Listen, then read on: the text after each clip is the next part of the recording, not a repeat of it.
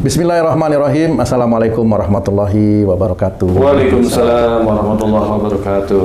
Para pemirsa dan sahabat beriman dimanapun berada, alhamdulillah kita berjumpa lagi di Ustadz Danu Official Channel. Semoga kita selalu dalam lindungan Allah Subhanahu wa Ta'ala. Amin ya Rabbal Alamin.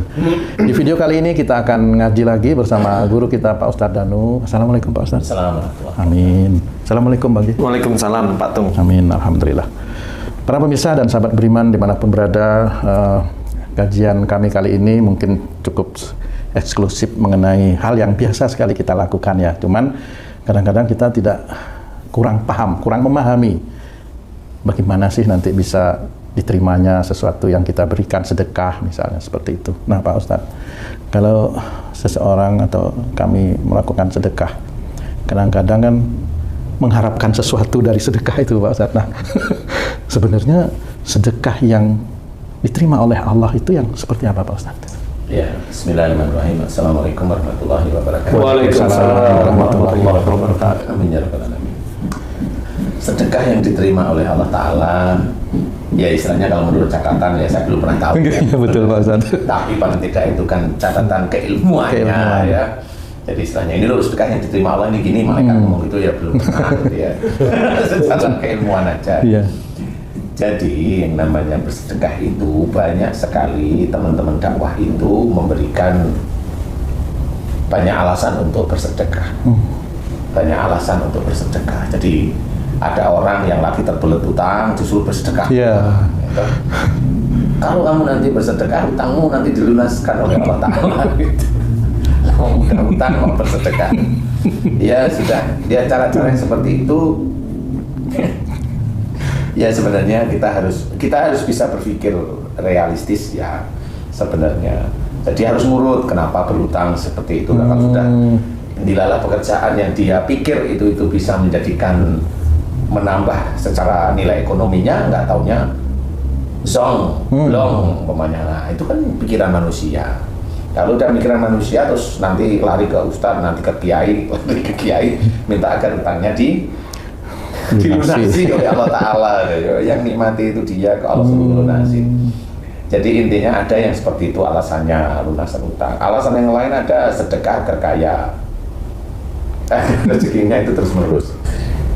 Kalau kita itu mau belajar lurus di hadapan Allah Ta'ala, semua hal itu memang akan diberitahukan.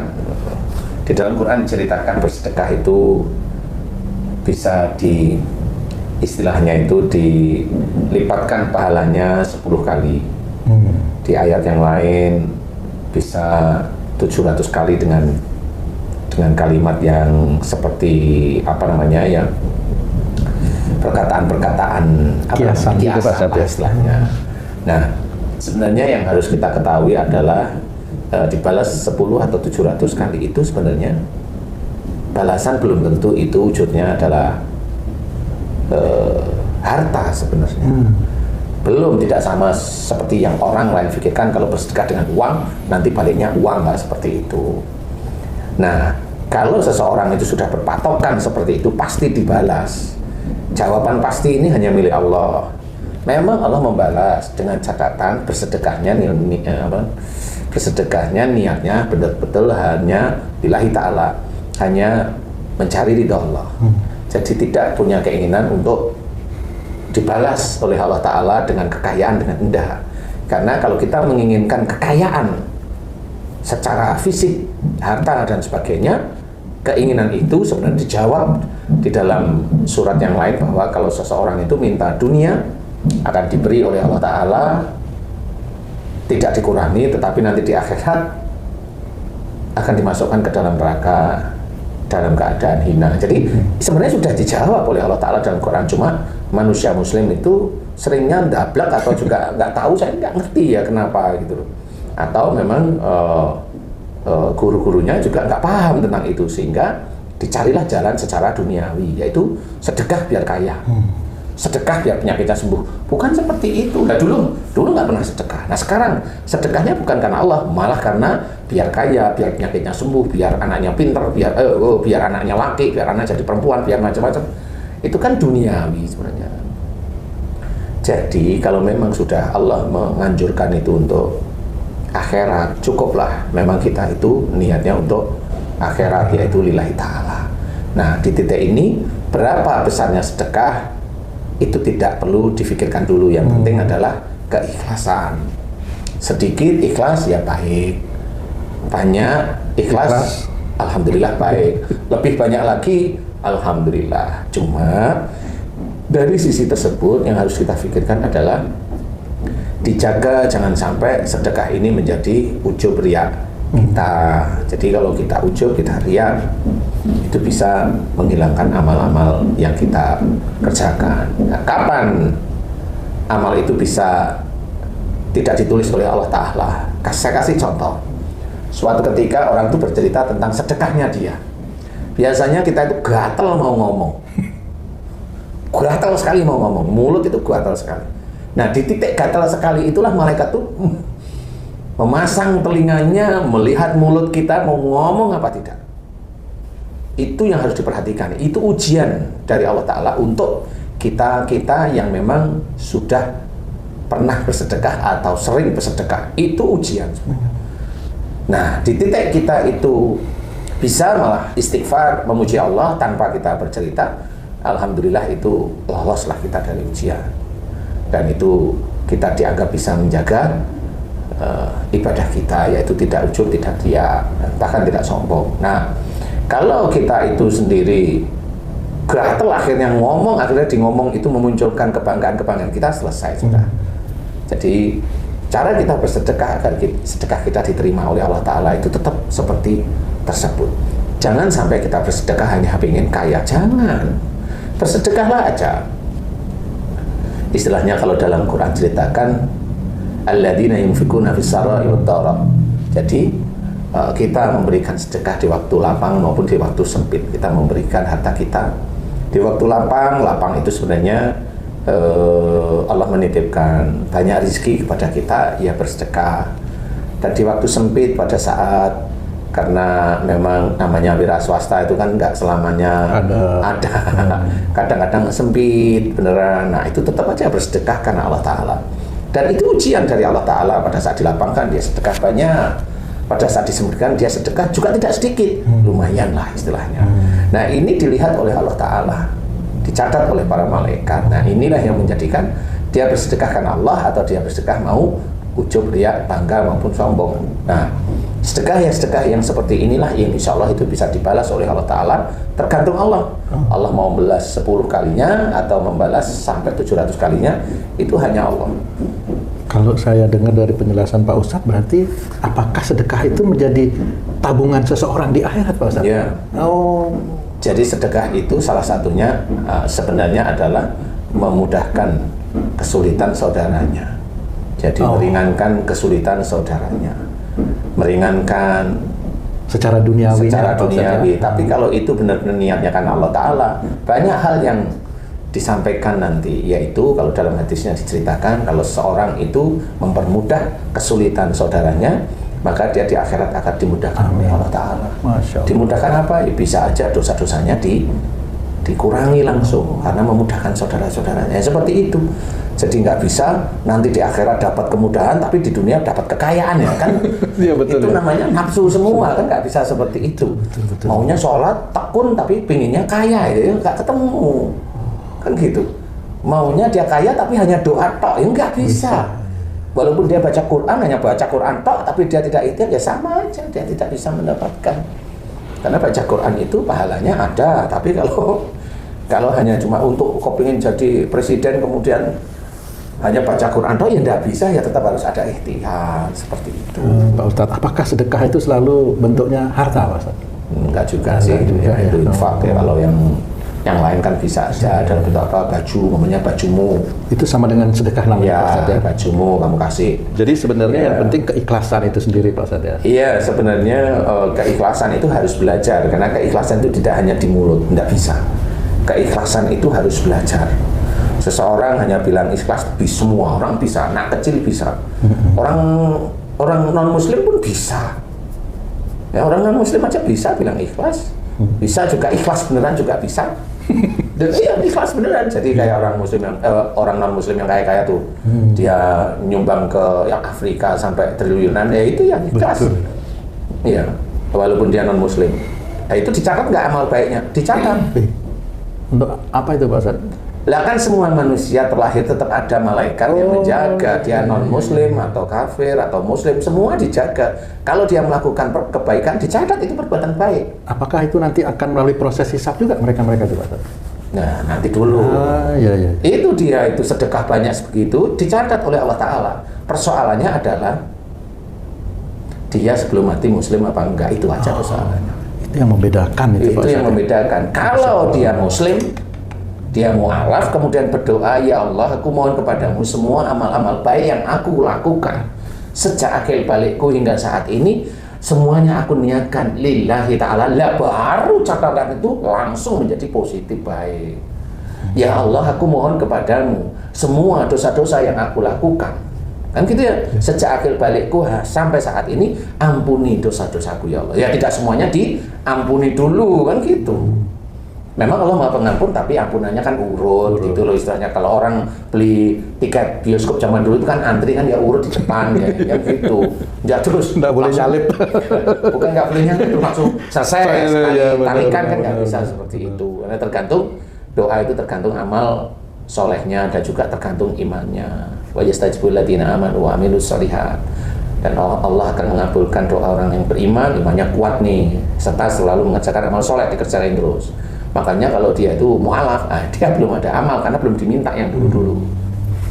Jadi tetap harus pahalanya belum diniatkan karena Allah, walaupun sudah ditulis, dicatat seperti itu. Jadi tinggal aja dia itu membalik menjadi mu'alaf, mohon kepada Allah Ta'ala agar semua pekerjaan baik yang dia kerjakan, termasuk sedekah-sedekah itu, mohon dicatat menjadi amal soleh. Lah itu juga didoakan terus-menerus.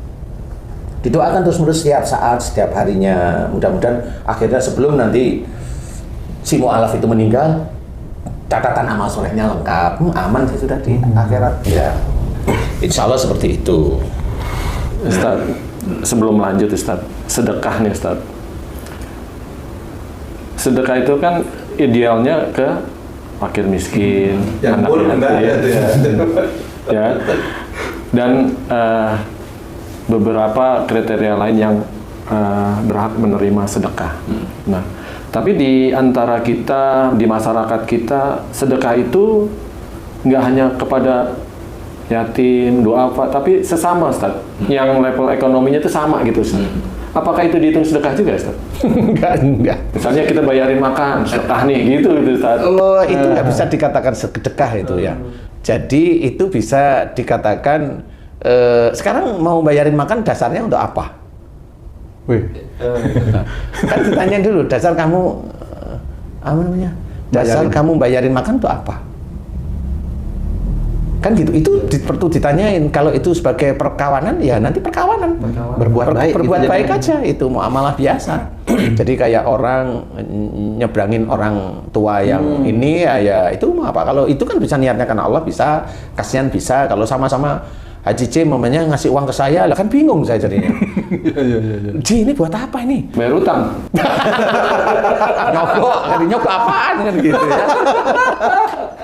Jadi kan gitu loh. Jadi itu perkawanan. Hanya perbuatan baik aja. Perbuatan baik Bukan tetap sedekah. tidak bisa dikatakan sedekah, tapi berbuat baik aja, itu berbuat baik, tidak bisa dikatakan sedekah. Istilahnya seperti itu. Jadi umpamanya kalau ke yatim piatu ngasih pakaian, ngasih ini, ke duafa yang sudah tadi Haji C tadi cerita udah betul, ngasih pakaian itu bisa menjadi sedekah. Tapi kalau saya ngasih baju ke Haji C, nggak bisa itu dikatakan sedekah juga. Perkawanan sebenarnya. Jadi bisa aja nanti dimudahkan dalam hal-hal yang lain ini. Jadi walaupun mamanya saya tidak berharap apa-apa gitu, tapi nanti bisa aja Allah itu memudahkan hal yang lain bagi diri saya untuk muamalah-muamalah yang lain. Seperti itu. Jadi kalau umpama ya, saya bantu AJJ, bantu Tung, bantu siapa. Kemudian nanti dalam hal-hal tertentu itu saya dimudahkan aja sama Allah Ta'ala dalam hal-hal muamalah yang lain. Dalam pekerjaan kayak atau dalam ketemu sama orang yang angker mamanya, dimudahkan aja.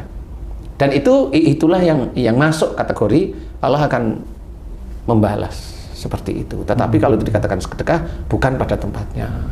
Seperti itu. Kalau misalnya gini Pak Ustadz, ada seorang kerabat yang kematian misalnya, meninggal gitu, terus nanti teman-teman yang lain itu pada ngumpulin duit dari teman-teman gitu untuk disumbangkan gitu. Apa itu juga tergolong sedekah itu Pak Ustadz? Itu sunnah yang harus dikerjakan. Jadi sunnah itu maksudnya kalau sudah ini jangan membebani yang keluarga almarhum atau almarhumah. Jadi sunnah kerjakan itu, berikan sesuatu kepada mereka. Seperti itu. Umpamanya kalau di sini ada makanan, ya orang yang lain tuh ngasih makanan untuk tamu-tamu yang datang itu masih boleh. Tetapi juga sebenarnya dilarang sebagian. Jadi tidak ada makanan di depan jenazah. Jadi maksudnya makanan ya nanti kalau dimakan setelah selesai setelah ini silakan. Kalau memang itu uang itu untuk menjadikan tidak terasanya beban karena sepeninggal almarhum atau almarhumah, monggo silahkan. Nah, itu sunnah aja.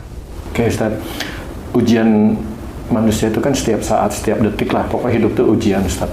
Kalau orang memberi sedekah, pastikan ujiannya sombong, riak, ujub, dan lain-lain. Nah, bagi yang menerima sedekah, itu ujiannya apa Ustaz? Ya, ini pinter nih ini. Jadi gini Ci, orang yang mengeluarkan hartanya untuk membantu saudaranya di titik bersedekah, itu ujian juga.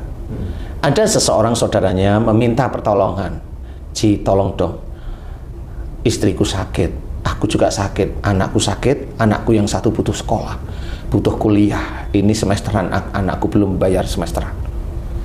Kalau ada orang berbicara seperti itu di depan Haji C, dan Haji C digolongkan secara Mampu.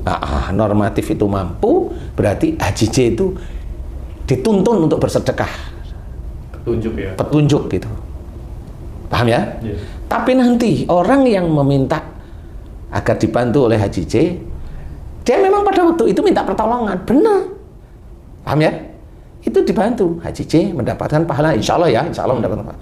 Tapi orang itu sudah punya pikiran, besok kalau aku kekurangan ke Haji C lagi, nah ini sudah nakal namanya. Secara nggak langsung yang memberikan pinjaman itu udah dianggap penolong. Iya, kan nilai beda-beda.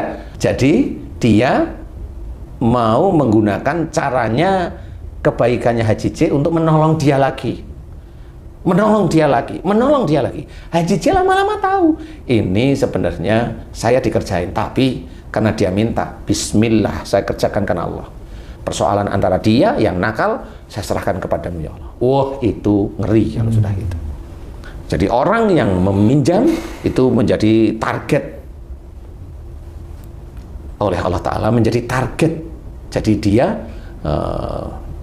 merasa dibantu sehingga kalau ada kesulitan masalah uang ke Haji C terus, ke Haji C.